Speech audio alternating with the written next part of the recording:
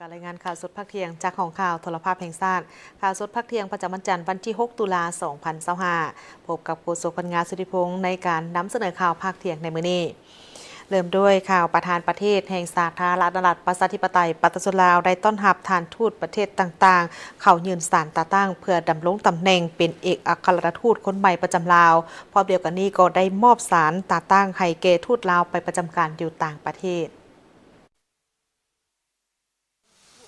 ในวันที่ 3 ตุลาคม 2025ที่ทำเนียบประธานประเทศพระประธานทองลุ้นศรีสุริตประธานประเทศแห่งสาธารณรัฐประชาธิปไตยปัตตานีลาวได้ต้อนรับการเข้ายืนศาลตาตั้งของบรรดาเอกอัครราชทูตต่างประเทศเพื่อดำรงตำแหน่งเป็นเอกอัครราชทูตวิสามัญผู้มีอำนาจเต็มประจำสาธารณรัฐประชาธิปไตยปัตตานีลาวซึ่งมีรายละเอียดคือท่านมิเชลแพริสเอกอัครราชทูตแต่งตั้งแห่งราชอาณาจักรเบนซิกประจำลาวมีสำนักงานตั้งอยู่บางกอกประเทศไทยท่านอาเซตินเบกาเอกอัครราชทูตแต่งตั้งแห่งสาธารณรัฐประชาธิปไตยปัตตานีอันเซรีประจำสาธารณรัฐประชาธิปไตยปัตตานีลาวมีสำนักงานตั้งอยู่ฮานอยสาธารณรัฐสังคมนิยมเวียดนามในโอกาสนี้พระประธานทองลุ้นศรีสุริตประธานประเทศแห่งสาธารณรัฐประชาธิปไตยปัตตานีลาวได้แสดงความยินดีต้อนรับและตีราคาสูงต่อบรรดาทานทูตประเทศเพื่อนมิตรต่างๆที่ถูกแต่งตั้งมาดำรงตำแหน่งเป็นเอกอัครราชทูตประจำอยู่สาธารณรัฐประชาธิปไตยปัตตานีลาวในครั้งนี้พร้อมนั้นพระประธานทองลุ้นศรีสุริตก็ได้มอบศาลตาตั้งให้แก่บรรดาเอกอัครราชทูตแห่งสาธารณรัฐประชาธิปไตยปัตตานีลาวเพื่อไปรับหน้าที่ประจำการอยู่ต่างประเทศจำนวน3ท่านประกอบมีท่านศรีสวัสดิ์อินทร์จันทร์ไปรับหน้าที่เป็นเอกอัครราชทูตแห่งสาธารณรัฐประชาธิปไตยปัตตานีลาวประจำราชอาณาจักรไทย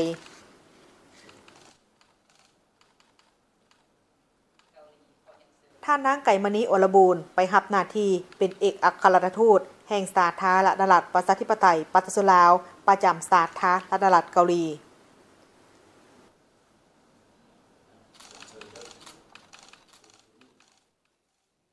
ท่านเกษมศักดิ์สายสุริยาไปรับหน้าที่เป็นเอกอัครราชทูตแห่งสาธารณรัฐประชาธิปไตยปัตตานีลาวประจำสาธารณรัฐสหพันธ์เยอรมันในโอกาสดังกล่าวนี้พระประธานทองลุ้นศรีสุริตก็ได้แสดงความย่องยอสมเสยและมีคำเห็นซี่นำต่อเอกอัครราชทูตทั้ง3ท่านที่จะไปปฏิบัติหน้าที่การทูตอยู่ต่างประเทศจงสืบต่อประกอบส่วนสุ่มทุกเหือแหงและความรู้ความสามารถของตนเข้าในการเสริมขยายสายสัมพันธ์มิตรภาพและการร่วมมืออันดีระหว่างสาธารณรัฐประชาธิปไตยปัตตานีลาวและประเทศเพื่อนมิตรให้แตกดอกออกผลยิ่งขึ้นญาติแย่งเอาการร่วมมือและการสนับสนุนช่วยเหลือด้านต่างๆจากสากลเอาใจใส่โฆษณาคนขวยบรรดานักลงทุนนักธุรกิจและนักท่องเที่ยวต่างประเทศให้เข้ามาสาธารณรัฐประชาธิปไตยปัตตานีลาวหลายขึ้นเพื่อนำเอาผลประโยชน์สูงสุดมาสู่ปัตตานีลาวบรรดาเผ่าประกอบส่วนอย่างตั้งหน้าเข้าในการพัฒนาเศรษฐกิจสังคมของสาธารณรัฐประชาธิปไตยปัตตานีลาวในการลดล้างความทุกข์ยากให้แก่ปัตตานีลาวและให้สามารถนำพาประเทศชาติหลุดพ้นออกจากสถานภาพด้อยพัฒนาตามเป้าหมายที่วางไว้สภาการค้าและอุตสาหกรรมแห่งชาติลาวได้ร่วมกับทางสภาการค้าและอุตสาหกรรมแขวงในทั่วประเทศได้มีการจัดงานวางแสดงผลิตภัณฑ์ลาวปี 2025หรือ Made in ลาว 2025ซึ่งเป็นการสร้างกิจกรรมหนึ่งของทางภาคธุรกิจในการสร้างเวทีเพื่อเป็นการโฆษณาส่งเสริมผลิตภัณฑ์ลาวอยู่ที่ผลิตอยู่ในประเทศลาวและก็เป็นการส่งเสริมให้กับบรรดาผู้ประกอบการได้มีการเหตุการณ์ผลิตทางภายในและต่างประเทศ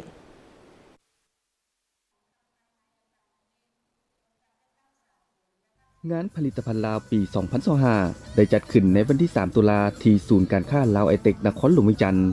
โดยการเข้าร่วมของท่านสอนไซศรีพันดรนายกรัฐมนตรีแห่งสาธารณรัฐประชาธิปไตยประชาชนลาวมีท่านมาลัยท้องกรมสิทธิ์รัฐมนตรีกระทรวงอุตสาหกรรมและการค้าท่านคำพันธ์สิทธิดำพาเจ้าแขวงเวียงจันทน์มีประธานสภาการค้าและอุตสาหกรรมแห่งชาติลาวพร้อมประธานสภาการค้าและอุตสาหกรรมแขวงเวียงจันทน์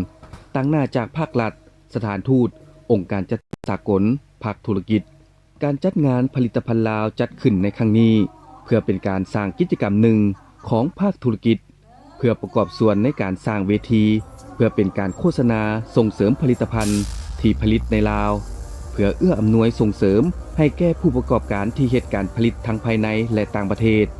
โดยเฉพาะแม่นสร้างยี่ห้อสินค้าที่ผลิตในลาวที่มีมาตรฐานและคุณภาพสามารถแข่งขันจำหน่ายภายใน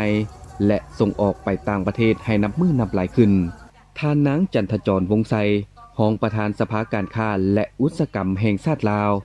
ทั้งเป็นประธานจัดงานกล่าวว่าการจัดงานครั้งนี้เพื่อสร้างความภาคภูมิใจสุขยูส่งเสริมให้นำใช้ผลิตภัณฑ์ลาว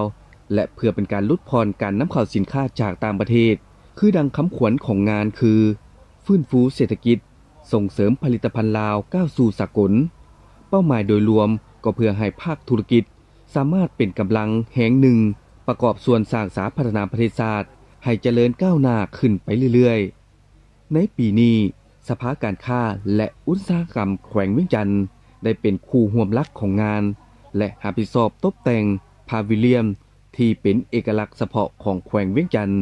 หรือเอิ้นว่าเสน่ห์เมืองลาวเพื่อนำเสนอฮีตของประเพณีทางด้านวัฒนธรรมทางธรรมชาติและวัดวาอารามผลิตภัณฑ์สินค้าบ่ว่าจะเป็นอาหารที่เป็นเอกลักษณ์การนุ่งถือที่งดงามการบริการที่เป็นท่าแหงพร้อมนั้นสภาการค้าและอุตสาหกรรมแห่งชาติลาวยังได้เสริญสภาการค้าและอุตสาหกรรมทุกแขวงและกลุ่มสมาคมธุรกิจระดมหัวหน่วยธุรกิจผู้ประกอบการเข้าร่วมพร้อมนี้การจัดงานผลิตภัณฑ์ลาวปีนี้สภาการค้าและอุตสาหกรรมแห่งชาติลาวยังได้เสริญเสริญประเทศที่มีชายแดนติดจอดกับสาธารณรัฐประชาธิปไตยประชาชนลาว3ประเทศคือไทยเวียดนามและสาธารณรัฐประชาชนจีนเข้าร่วมงานวางแสดงรวมมี15ห้องวางแสดงได้มีผู้ประกอบการในทั่วประเทศเข้าร่วม160บริษัทจาก17แขวงและนครหลวงเวียงจันทน์และมีทั้งหมด204ห้องวางแสดงรวมมูลค่าสินค้าที่นำมาวางแสดงหลายกว่า16ตื้อกีบงานผลิตภัณฑ์ลาวปี2025จะดำเนินไปเป็นเวลา8วันเริ่มแต่วันที่1-8 ตุลาปี2025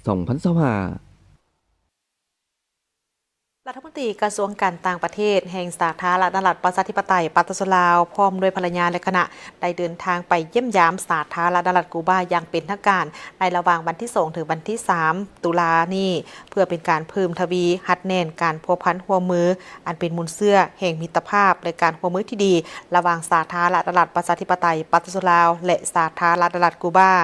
โดยตอบสนองตามคำเชิญของสหายบรูโนโรดริเกนปาริยารัฐมนตรีกระทรวงการต่างประเทศแห่งสาธารณรัฐกูบาสหายท้องสวรรค์พรหมวิหารรัฐมนตรีกระทรวงการต่างประเทศแห่งสาธารณรัฐประชาธิปไตยปัตตาลาวพร้อมด้วยภรรยาและคณะได้เดินทางไปเยี่ยมยามสาธารณรัฐกูบาอย่างเป็นทางการในระหว่างวันที่2ถึงวันที่3ตุลา2025นี้เพื่อเพิ่มทวีหัดแน่นการพัวพันร่วมมือที่เป็นมูลเสื้อแห่งมิตรภาพในการหัวมือที่ดีและความสามัคคีฐานอ้ายน้องระหว่าง2พรรค2รัฐก็คือประชาชน2ชาติสาธารณรัฐประชาธิปไตยปัตตาลาวและสาธารณรัฐกูบาการพบปะ2ฝ่ายอย่างเป็นทางการระหว่างสหายท้องสวรรค์พรหมวิหารและสหายบรูโนโรดริเกนปาริยาพร้อมด้วยคณะผู้แทนของทั้ง2ฝ่ายได้มีขึ้นในเมื่อวันที่3ตุลา2025นี้ที่นครหลวงลาฮาวานในโอกาสดังกล่าวนี้ทั้ง2ฝ่ายก็ได้ร่วมกันปรึกษาหารือและแลกเปลี่ยนความคิดเห็นเกี่ยวกับการพัวพันหัวมือ2ฝ่ายพร้อมทางได้แจ้งสภาพการภายในที่พ้นเด่นของทั้ง2ประเทศให้กันและกันได้รับทราบ2ฝ่ายได้ตีราคาสูงต่อกับการพัวพันหัวมือระหว่าง2พรรค2รัฐและประชาชน2ชาติที่ได้หัดแน่นและยกสูงอย่างบ่หยุดยั้งบนพื้นฐานประเทศเพื่อนมิตรยุทธศาสตร์ที่มีอุดมการณ์เดียวกันและมีมูลเสื้อการพัวพันอันดีที่มีมาแต่ยาวนานโดยเห็นได้ถึงการพัวพันการหัวมือทางด้านการเมืองที่อยู่ในระดับดีเลิศและนับมือนับแน่นแฟ้นยิ่งขึ้นซึ่งแสดงออกในการแลกเปลี่ยนเยี่ยมยามของคณะผู้แทนขั้นสูงของทั้ง2พรรค2รัฐก็คือบรรดาองค์การจัดตั้งมหาชนของทั้ง2ประเทศที่จัดเป็นประจำพิเศษในปี 2024 ที่ผ่านมา2ประเทศแม้นได้ร่วมกันจัดพิธีเฉลิมฉลองครบรอบ50 ปีแห่งการสร้างตั้งสายผูกพันการทูตลาวกูบาลาวอย่างเป็นขบวนโฟดฟื้นและมีความหมายและพร้อมเดียวกันนี้ทั้ง2ฝ่ายก็ยังได้ตีราคาสูงต่อ การร่วมมืออันสำคัญทางด้านเศรษฐกิจการค้าสาธารณสุขการศึกษากีฬากสิกรรมด้านวัฒนธรรมสังคมระหว่างสองประเทศได้รับการเสริมขยายการเดินทางเยี่ยมยามในครั้งนี้ถือเป็นครั้งทบิดของสหายท้องสวรรค์พรหมวิหารภายหลังที่ดำรงตำแหน่งเป็นรัฐมนตรีกระทรวงการต่างประเทศแห่งสาธารณรัฐประชาธิปไตยปัตตานีลาวทั้งเป็นการส่งเสริมและหัดแน่นสายพัวพันมิตรภาพและการร่วมมือที่เป็นมูลเสื้ออันดีงามที่มีมาอย่างยาวนานและความสามัคคีฐานไอ้น้องระหว่างสองภาคสองรัฐและประชาชนสองชาติกูบาลาวให้นับมือนับแน่นแฟ้นยิ่งขึ้นได้มีพิธีปิดสุดเฮียนทฤษฎีสั้นสูงหุ่นที่7เปิดศกเฮียนใหม่2025-2026และเฉลิมฉลองวันครูแห่งชาติ7ตุลาของทางสถาบันการเมืองและการปกครองแห่งชาติในเมื่อวันที่3ตุลา2025ที่ผ่านมานี้สถาบันการเมืองและการปกครองแห่งชาติได้จัดพิธีปิดสุดเฮียนทฤษฎีสั้นสูงหุ่นที่7พร้อมกับเปิดศกเฮียนใหม่2025-2026และเฉลิมฉลองวันครูแห่งชาติครบรอบ31ปีโดยภายใต้การเป็นประธานของสหายของศาสตราจารย์ภูวงศ์อุ่นคำแสนหัวหน้าสถาบันการเมืองการปกครองแห่งชาติโดยมีบรรดาสหายผู้ต่างหน้าคณะจัดตั้งศูนย์กลางพรรคคณะกวดการศูนย์กลางพรรคคณะโฆษณาภพศูนย์กลางพรรคห้องว่าการศูนย์กลางพรรคบรรดาสหายคณะกรมและพนักงานครูอาจารย์พร้อมด้วยนักศึกษาเข้าร่วมการจัดตั้งการเรียนการสอนทฤษฎีการเมืองสั้นสูงหุ่นที่7นี้แบ่นได้เริ่มมาตั้งแต่เดือนมังกร2025โดยมีนักศึกษา44ท่านเป็นหญิงเป็น7ท่านได้มีการจัดตั้งการเรียนการสอนแม่น23วิชาหรือ 1,113 ชั่วโมงประกอบมี6กลุ่มวิชาคือกลุ่มวิชาปรัชญามาร์กเลนินวัฒนธรรมและศาสนารวมมี19บทกลุ่มเศรษฐกิจกลุ่มเศรษฐศาสตร์การเมืองมาร์กเลนินและคุ้มของเศรษฐกิจรวมมี25บทกลุ่มวิชาลัทธิสังคมนิยมวิทยาศาสตร์การเมืองวิทยาพัวพันสากลสังคมศาสตร์เผ่าวิทยาป้องกันชาติป้องกันความสงบและบทบาทยิงซ้ายรวมมี45บทกลุ่มวิชาแนวคิดไก่สอนพรหมวิหารรวมมี10บทกลุ่มวิชาพื้นฐานการปกครองรัฐทฤษฎีรัฐกฎหมายเทคนิคบริหารองค์การและบริหารรัฐแบบใหม่รวมมี28บทกลุ่มวิชาประวัติศาสตร์พรรคก่อสร้างพรรคและจิตวิทยาคนขวยรวมมี18บทพร้อมเดียวกันนี้ครูอาจารย์ยังได้ประเมินความรู้ของนักศึกษาด้วยการเขียนบทรายงานหรือบทสอบเสียงที่เขียนเป็นกลุ่มเพื่อประเมินในการให้คะแนนรายวิชาเขียนบทป้องกันจบสั้นของตนเป็นรายบุคคลผ่านการตีราคาการประเมินสามารถตีราคาได้ก็คือในจำนวนนักศึกษา44ท่านสามารถได้คะแนนสะสมเกรด A หรือดีเลิศ40ท่านหญิง7ท่านได้รับคะแนนสะสมเกรด B หรือดีหลาย4ท่านได้รับการย่องยอนักเรียนเก่งมีวินัยประเภท1มี34ท่านหญิง6ท่านประเภท2มี10ท่านหญิง1ท่านและได้คัดเลือกเอาในการเลือกคณะพรรคคณะห้องซี่นำพาดีเด่นและได้รับการย่องยอห้องดีเด่นประเภทหนึ่งให้เกียรติในการกล่าวมอบใบยั่งยืนในครั้งนี้สำหรับการยั่งยืนทฤษฎีสั้นสูงโดยแม่นของศาสตราจารย์ภูวงศ์อุ่นคำแสนหัวหน้าสถาบันการเมืองการปกครองแห่งชาติผ่านการค้นคว้าคำเฮียนและฝึกฝนหล่อหลอมของนักศึกษาที่จบจากทางสถาบันแห่งนี้แม่นได้ความรู้ในระดับที่แน่นอนทางด้านทฤษฎีมาร์กเลนินแนวคิดไก่สอนพรหมวิหารความรู้ทางด้านการเมืองการปกครองและบริหารอย่างเป็นระบบและเลิกซึ่งในระดับดีและหาดีหลายดีเลิศบนพื้นฐานความรู้ดังกล่าวนี้นักศึกษาทุกสหายแม่นมีคุณธาตุการเมืองที่นักแน่นมีความเสื่อมั่นยึดมั่นต่อจุดหมายสังคมนิยมจึงมีความจงหักภักดีต่ออุดมการณ์ของพรรคมีความเป็นเอกภาพสูงต่อกับการเปลี่ยนแปลงใหม่ของพรรครักษาความเป็นเอกภาพความสามัคคีปรองดองภายในการจัดตั้งอย่างนักแน่นและมีหลักการพร้อมกับหู้ลักมันมิตรศัตรูได้อย่างจะแจ้งมีความกระตือรือร้นมีความตัดสินใจสูงมีน้ำใจอ่านฟดฟื้นปฏิบัติเพื่อเกี่ยมพร้อมในการเฮ็ดหน้าที่ที่ได้ถูกมอบหมาย บรรดาครูอาจารย์และบรรดาน้องๆนักเรียนของทางโรงเรียนมัธยมสมบูรณ์มิตรภาพลาวเวียดนามได้จัดพิธีเฉลิมฉลองวันครูแห่งชาติ7 ตุลาครบรอบ31 ปี ในเมื่อวันที่6 ตุลานี้ทางครูอาจารย์และน้องๆนักเรียนโรงเรียนมัธยมสมบูรณ์มิตรภาพลาวเวียดนามได้จัดพิธีเฉลิมฉลองวันครูแห่งชาติครบรอบ31 ปี ซึ่งจัดขึ้นด้วยบรรยากาศที่เบิกบานมวลซื่นโดยมีครูอาจารย์และน้องๆนักเรียนพร้อมกับผู้ปกครองเข้าร่วมในพิธีแม้นได้มีการรับฟังการเล่าคืนถึงความเป็นมาของวันครูแห่งชาติ7 ตุลาในปีนี้หมุนเวียนมาบรรจบครบรอบ31 ปี เพื่อเป็นการเห็นถึงความสำคัญและความเป็นมาของวันครูแห่งชาติแม่นวันประวัติจะแม่นเป็นเหตุการณ์ที่เกิดขึ้นจากนายครูค้ำที่ได้นำพาประชาชนและพนักงานลุกฮื้อขึ้นต่อสู้เพื่อทวงเอาสิทธิเสรีภาพจากพวกลาเมืองขึ้นทั้งแบบเก่าและแบบใหม่ในสมัยนั้นพวกเขาได้กดขี่ข่มเหงและบังคับให้คนลาวต้องห้ำเฮียนเอาแบบเฮียนของพวกเขาเจ้าเท่านั้นซึ่งเป็นเหตุการณ์ทำอิฐที่ครูคนลาวผู้ฮักชาติได้ลุกฮื้อขึ้นต่อสู้เพื่อลูกในปี 1994 รัฐบาลจึงได้ตกลงเอาวันที่ 7 ตุลาคมทุกปีเป็นครูแห่งชาติคำว่าครูแม่นมีบทบาทสำคัญและประกอบส่วนอันสำคัญเข้าในหลายอันที่ได้เป็นการถ่ายทอดถึงความรู้ความสามารถและประสบการณ์ให้แก่คนอื่นได้เรียนรู้ครูเปรียบเหมือนดังพ่อแม่ผู้ที่สองเป็นแม่พิมพ์ของชาติให้สิทธิ์ได้ทำเฮียนเอาความรู้เพื่อนำไปพัฒนาตนเองก็คือประเทศชาติในการสร้างสรรค์พัฒนาประเทศชาติเพื่อนำเอาความรู้ความสามารถมาพัฒนาตนเองก็คือบ้านเมืองให้เจริญรุ่งเรืองนอกจากนั้นก็ยังได้รับฟังการเล่าถึงประวัติความเป็นมาและก็ได้รับชมการแสดงศิลปะวรรณคดีพร้อมกับการแสดงของลูกหลานซึ่งแสดงออกอยู่ในการแสดงถึงประวัติมูลเสื้อของครูและนำเอาครูมาเป็นแบบอย่างสื่อมวลชนอาเซียนและจีนได้เยี่ยมยามศูนย์การแสดงการค้าของทางกลุ่มอาลีบาบาผู้ที่ได้บุกเบิกเศรษฐกิจที่ใหญ่ของจีนและของโลกซึ่งสามารถได้ดำเนินธุรกิจเป็นในการสิ่งที่ง่ายดายและก็สามารถเป็นนวัตกรรมทางด้านเทคโนโลยีที่ทันสมัย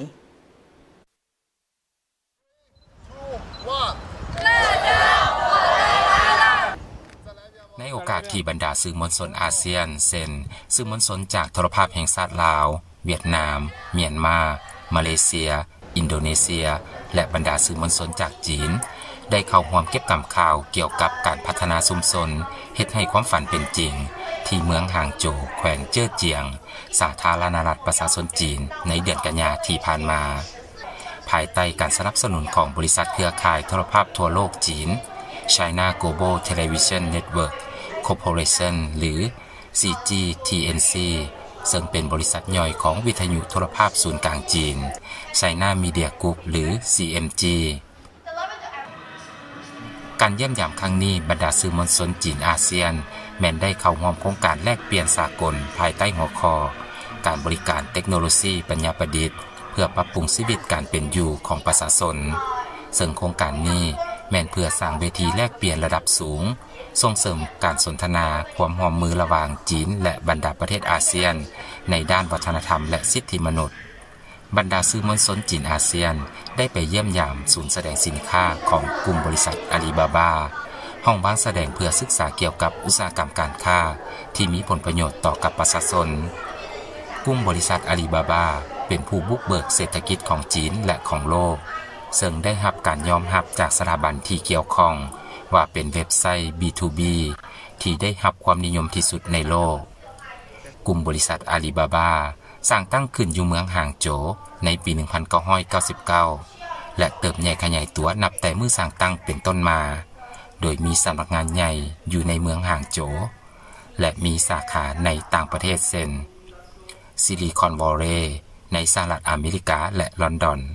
ที่สามารถเฮ็ดให้การดำเนินธุรกิจเป็นสิ่งที่ง่ายขึ้นในทุกบอนซึ่งทางกลุ่มบริษัทอาลีบาบาเชื่อมั่นว่าอินเทอร์เน็ตสามารถส่งเสริมช่วยเหลือเศรษฐกิจขนาดน้อยให้เติบใหญ่ขยายตัวและสามารถแข่งขันในตลาดโลกได้อย่างมีประสิทธิภาพผ่านนวัตกรรมและเทคโนโลยีที่ทันสมัยในปี 2024 กลุ่มบริษัทอาลีบาบา ติดอันดับ2ในรายชื่อองค์กรเอกชน500อันดับทำอิฐของจีนพร้อมนั้นบรรดาสื่อมวลชนจีนอาเซียนได้ไปเยี่ยมชมหอวางแสดงเมืองวิทยาศาสตร์และเทคโนโลยีแห่งอนาคตของเมืองหางโจวซึ่งเป็นสถานที่จัดแสดงผลงานและแผนพัฒนาเมืองโดยใช้เทคโนโลยีดิจิตอลที่ทันสมัยมาพร้อมกับระบบหน้าจอสัมผัสเพื่อให้ผู้เข้าชมได้รับประสบการณ์ที่ดีขึ้นและได้ติดตั้งอุปกรณ์ที่ควบคุมเกี่ยวกับความสำเร็จในการวางแผนและการพัฒนาอุตสาหกรรมนวัตกรรมเทคโนโลยีและการปลูกจิตสำนึกให้ผู้ที่มีความสามารถในเมืองวิทยาศาสตร์เทคโนโลยีแห่งอนาคตหางโจว